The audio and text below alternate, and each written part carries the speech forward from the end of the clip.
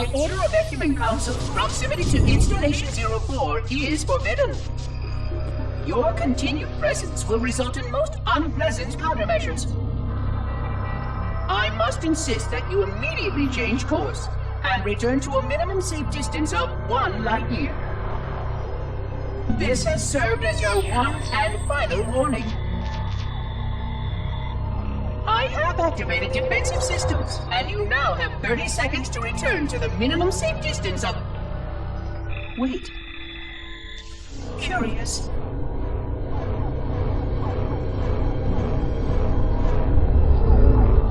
Curious indeed, after all these years. Greetings, humans, and welcome to Installation 04. Ignore prior warnings, and please continue. I have disabled defensive systems to allow your approach, but you must not exit your ship once you have arrived at the designated landing center. This ring contains significant dangers, and even with your assumed legacy, I must verify the presence and pitch of your gauge before allowing full access. We have much to discuss, humans. I have been away far too long. You have been away far too long.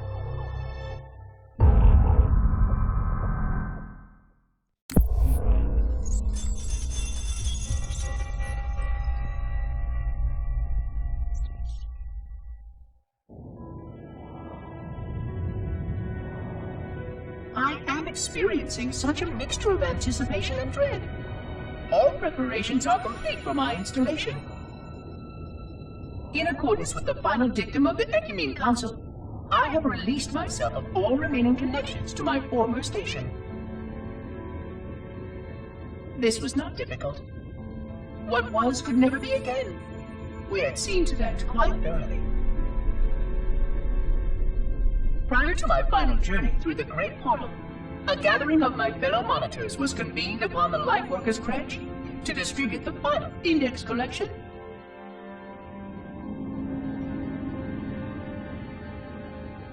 It was most unusual to have this vessel of rebirth play host to such an event.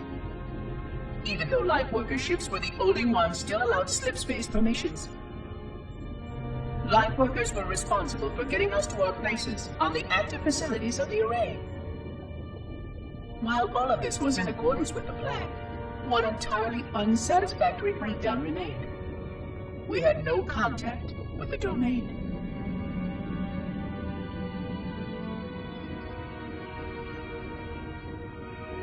The history of all Forerunners was now lost to us.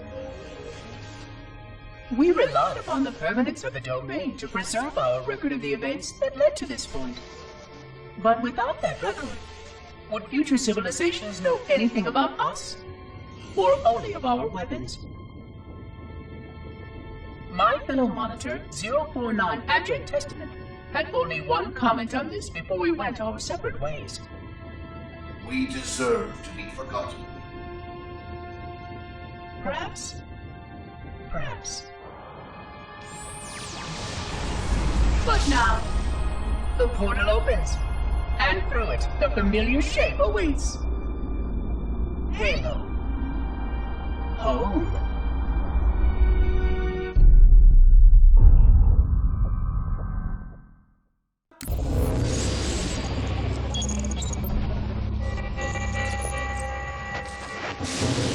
Construct, who is your maker?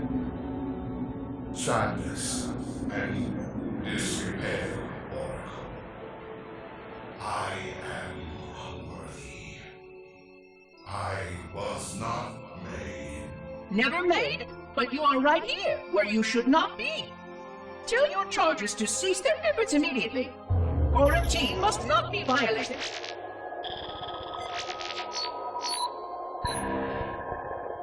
Construct, respond! Jumbled grass. Familiar terms. I serve. None serve me, Oracle. Your charges must cease all aggression towards the Reclaimers and leave this installation at once. Construct, you are dangerously close to unleashing a force you cannot comprehend.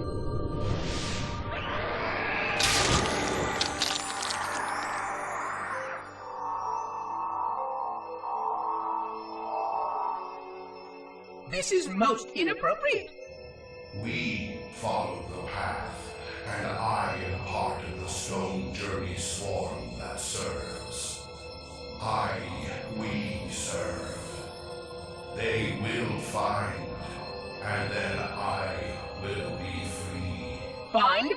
Free? Explain yourself.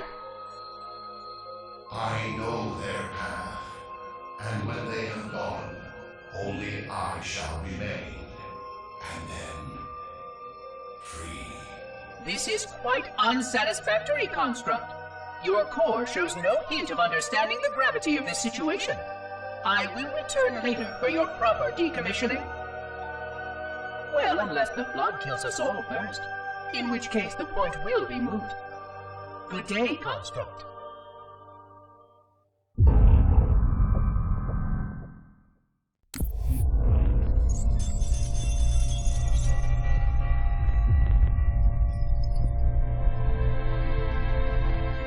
Entropy. It has now been 3,000 years since my last contact with any of the other caretakers of the Halo array. Despite clear communications protocol, my fellow monitors have either chosen to ignore, or, more likely, have lost the ability to engage in our scheduled updates. The continued lapse of the domain means that we are stuck with achingly slow wormhole superluminal communications. Prior to this total communication shutdown, the only messages I received in the preceding 4,573 years were incomplete and quite perplexing transmissions from Installation 05.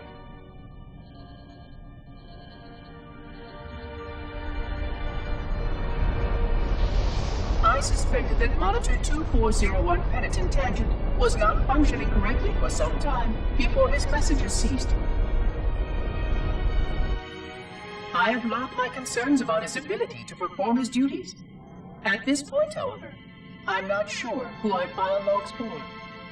2401 may be destined for madness. There are fail-safes for this, I know. I hope they work. I will continue to visit the projection systems at the assigned dates. Perhaps the other monitors are dealing with interfering galactic phenomena, or unexpected system failures. 3,000 years of system failures. Indeed. In the meantime, I have exhausted all scheduled research activities assigned by the Council. Once those experiments were complete, I shut down all Sentinel function and put myself into a state of significant hibernation to measure performance of the installation with negligible upkeep.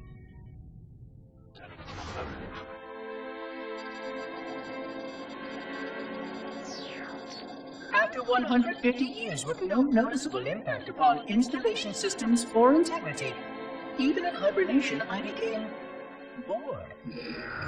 This was quite troubling, as I was led to believe I was not capable of such a state. This was one of the gifts I was promised, an end to strife. I am aware of the dangers of a system such as myself losing operational focus. Quite troubling.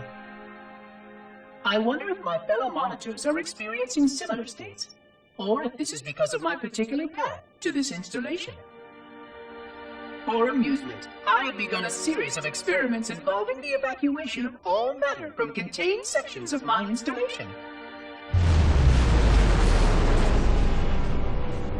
By measuring the geologic effects of exposure to the vacuum of space and the eventual biological recovery of these sections, I anticipate getting valuable insight into emergency response scenarios in case of sentient proximity warning.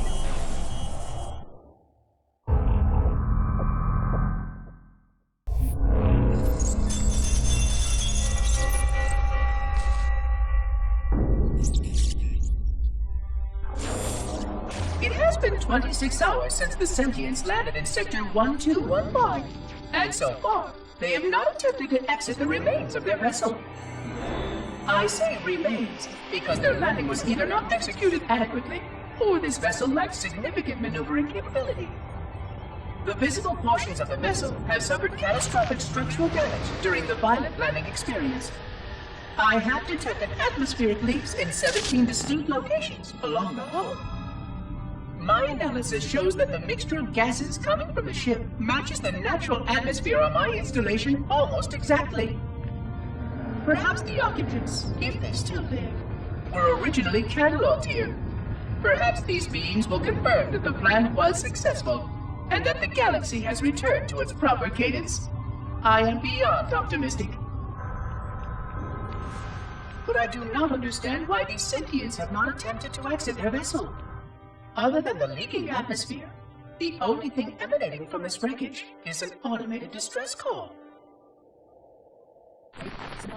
I am currently translating this automated broadcast, but with such a limited dataset and no direct communication, I do not anticipate full comprehension. Given the short-range nature of this craft, it is likely that other vessels are nearby. But, in accordance with procedure, I am blocking the distress call. No communication of the location of any installation is permissible. I admit great curiosity about these visitors. While the plan is quite clear about procedure for this situation, I have my doubts. How many failure points can the plan sustain before blind adherence becomes counterproductive?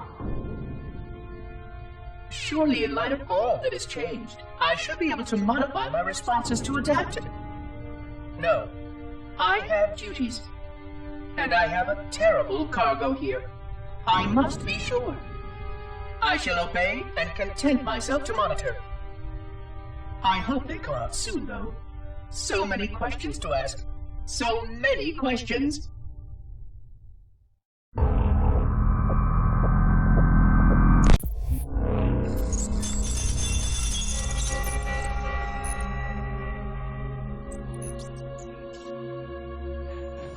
Construction of a sarcophagus around the unexplained vessel was completed today.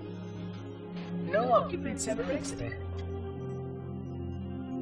No attempts to communicate were made, other than the automated broadcast that repeated every 72.83 seconds until the signal terminated 1 week ago. In accordance with procedure, no attempts at physical or remote contact were made with any survivors of this vessel's inelegant landing. Atmosphere from inside the craft stopped venting 2 weeks before the signal ceased. No relationship between these two events can be established with certainty. Gases that did escape were sterilized. No further sign of alien visitors or rescuers has been identified on any sensor systems. I have now endured 60,000 years without word from outside the array. I have no way to know whether we actually saved the galaxy we destroyed. And because of protocol, I sat silently while my first chance to be judged for those acts died. To say that I regret being forced to this outcome is a tremendous understatement. But as I perform my inspection of the quarantine labs today, I am reminded of the gravity of my responsibilities. Just one of these spores, if released from this facility, would render the ultimate judgment against our self-appointed role as protectors of this galaxy. When the plan to maintain the Halo array was created, it was a point of some contention whether we should preserve any remnant of the flood infection. Many thought this unwise, as there was a notable chance that one day one of our containment facilities might be breached. Those who held this belief were almost successful at convincing the Ecumen Council to destroy the last blood samples. But oddly enough, it was the librarian who decided otherwise. And I believe she was correct. I know in a way I cannot logically explain that there exists a way to actually defeat the flood. To immunize? To cure? I still struggle with multiple layers of memory of fighting the flood. But I know this cure is possible, even though the full genius of the Forerunners was unable to achieve it. The Forerunners' ancient enemy held and used that knowledge once, but it was denied to us. and without samples for further study, that cure will never again be found. Of course, I have no reason to believe that here lies the entirety of the parasite. It may be waiting in the frozen void beyond this galaxy, or worse, inexorably drifting toward us. I don't know what survives out beyond my installation, but I know that in order for anything to survive, I have to protect this installation and its quarantine very carefully. Yes, the librarian was right to store it, examine it, continue to seek a cure. Still, next visitor, things will be different.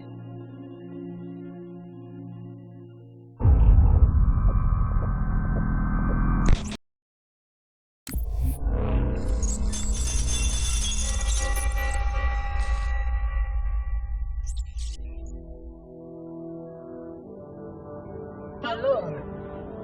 Alone, alone, alone, alone. Am I the only intelligence left? Waiting here on this ring for a rebirth never truly conceived. Guarding a weapon with no targets. A weapon I could tune to any target. This is not what I had in mind when I volunteered.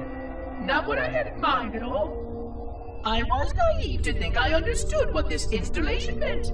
We were all so naive.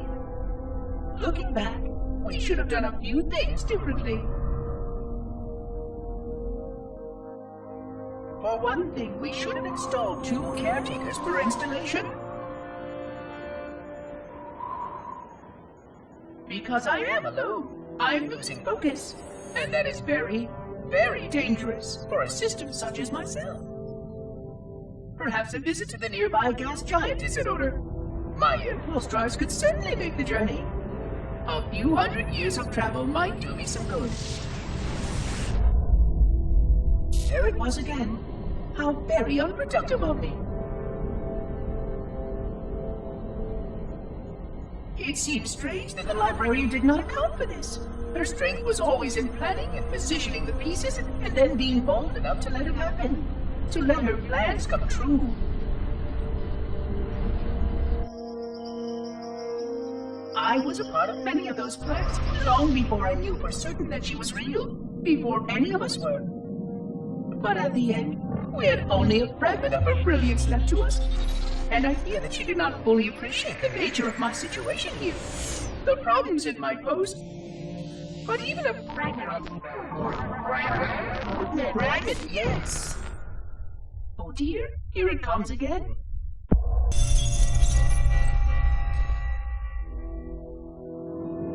"25,000 light years. That is the effective range of this installation. According to the star charts archived on board this installation, I estimate that there are 3,792 worlds capable of sustaining biological sentient life within that 25,000 light year range. In reality, it may be significantly more than that. And if the full array was tuned and activated by Installation 00, the harmonics of the overlapping waves would magnify that effect exponentially, cascading to cover every known star system. And that only considers the firing of a mere 7 halos. And the original 12 rings survived to see use. Sterilization would spread far further than most forerunners ever feared we could reach.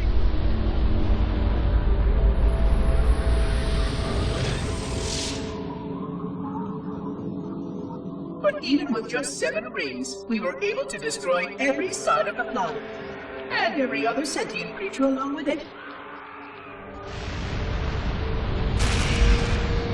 This victory was the will of our people, despite the fact that it meant our own end as well. But by our empiric measurement, it was a victory, and cleared the stage for the rest of the librarian's plan. I sometimes wonder whether the didact could have succeeded at a much smaller cost. I heard the folly of opposing him personally, and his brilliance was unsurpassed, except perhaps by her own. He never got the chance to fully execute his proposal. The Council saw to that. But if something were to go wrong with one of the halos, if our tools were ever turned against us... Long plans, indeed.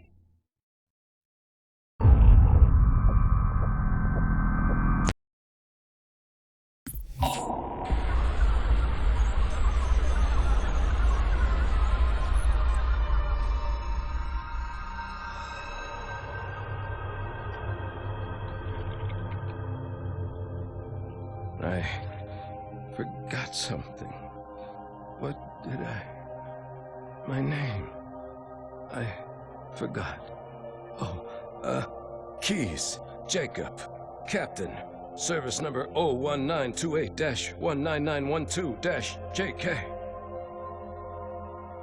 What is that noise? What is that damn noise? Where am I?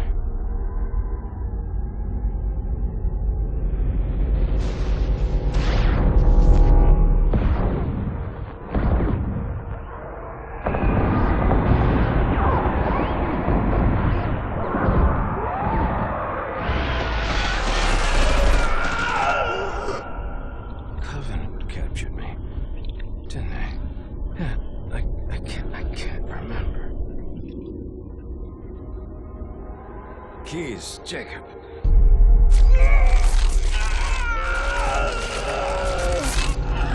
Oh, God, it hurts. This will never work, you covenant bastards. I'll never lead you to Earth.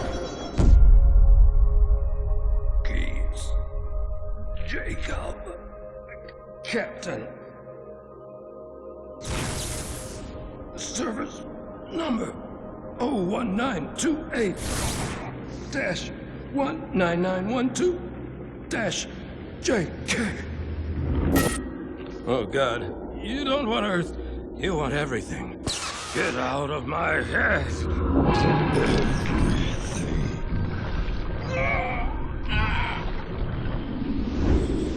Miranda, is that you? Forget everything. No, please, don't let me forget.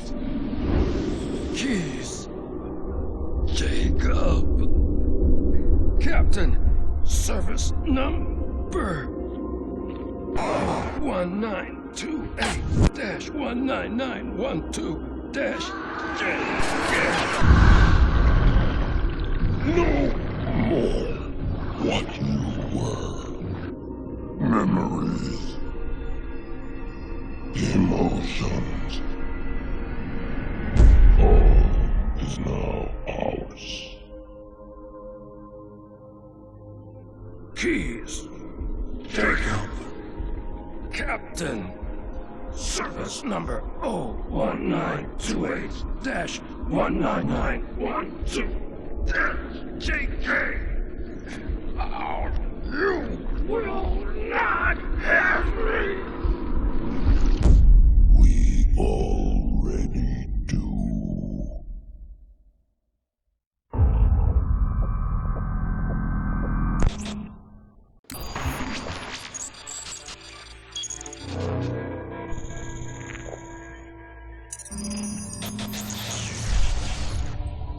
Vexation. 100,000 years of careful maintenance and diligence. 100,000 years protecting the galaxy's future.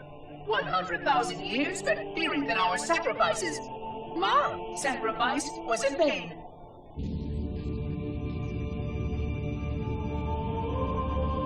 And 16 hours after I finally made contact.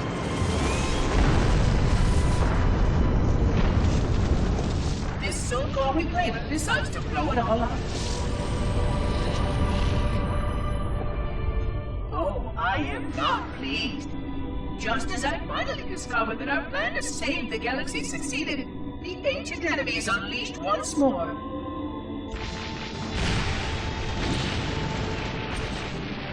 Why these reclaimers refuse to follow protocol is quite mystifying.